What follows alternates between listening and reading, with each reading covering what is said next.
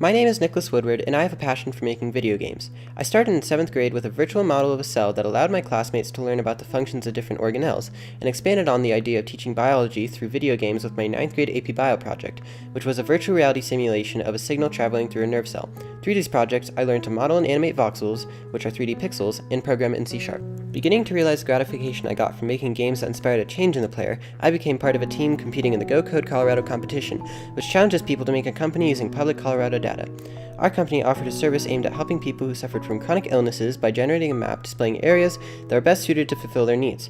I created a virtual reality program that integrated with website by making the different layers of the map interactable in a 3D environment with the goal of allowing users to more naturally interact with the data they are provided.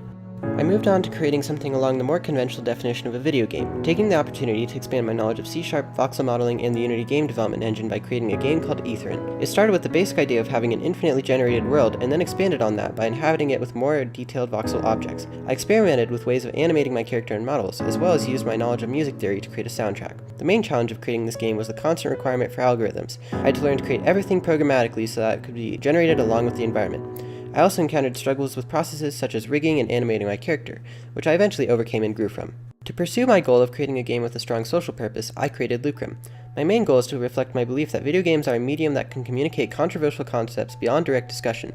Lucrum is about a character that suffers the loss of their sister and faces the stages of grief.